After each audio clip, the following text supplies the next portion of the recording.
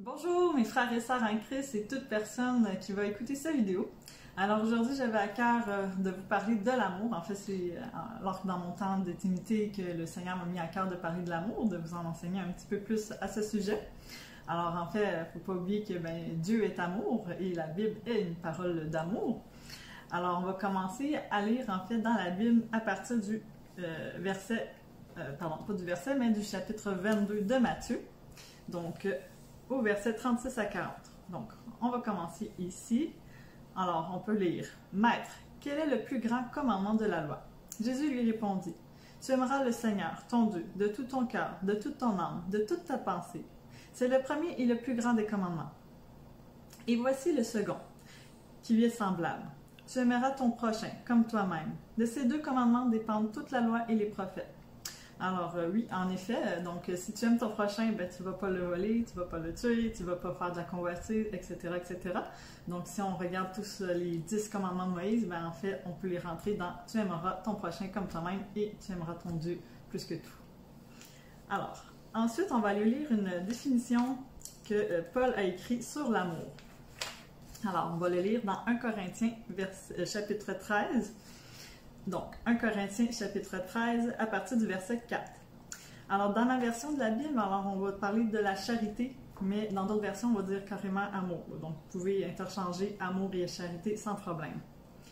Alors, la charité est patiente, elle est pleine de bonté. La charité n'est point envieuse. La charité ne se vante point. Elle ne s'enfle point d'orgueil. Elle ne fait rien de malhonnête. Elle ne cherche point son intérêt. Elle ne s'irrite point. Elle ne soupçonne point le mal. Elle ne se réjouit point de l'injustice, mais elle se réjouit de la vérité. Elle excuse tout, elle croit tout, elle espère tout, elle supporte tout. Alors le niveau est assez élevé de c'est quoi l'amour. Hein?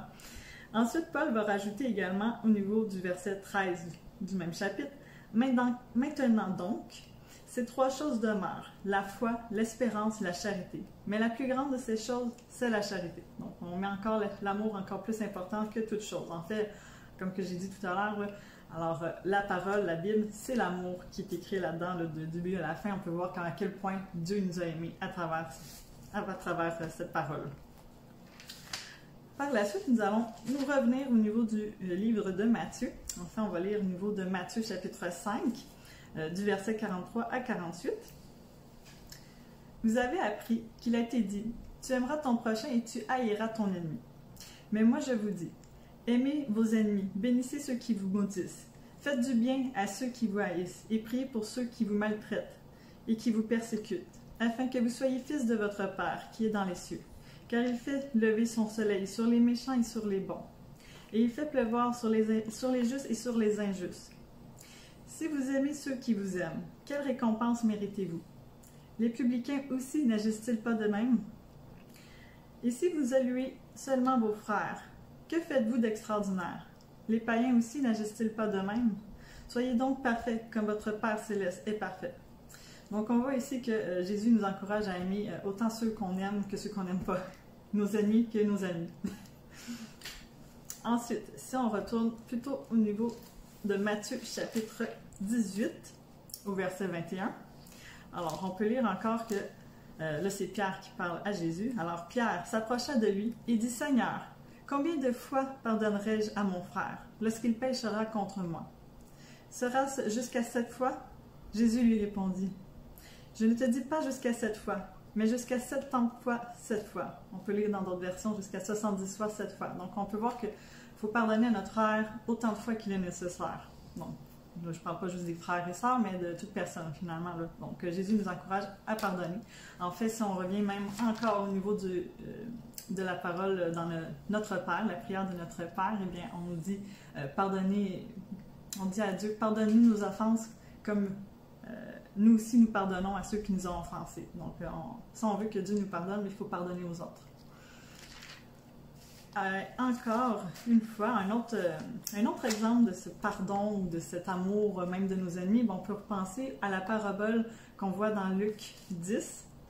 En fait, la parabole sur le Samaritain, le bon Samaritain. Eh bien, on sait que les Juifs et les Samaritains, ils ne s'aiment pas de base. C'est comme des ennemis. Là.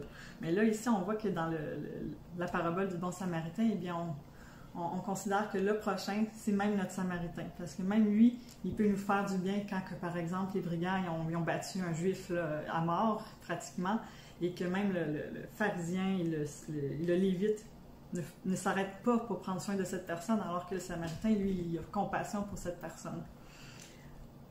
Donc, bref, petite parenthèse. Sinon, je vais terminer avec un verset dans Jean, Jean chapitre 13, au verset 35. On peut lire « À ceci, tous connaîtront que vous êtes mes disciples, si vous avez de l'amour les uns pour les autres. » Alors, Jésus nous encourage vraiment à aimer les uns et les autres. Donc, j'espère que ce petit enseignement sur l'amour vous a béni. Je vous souhaite une bonne fin de journée. À bientôt.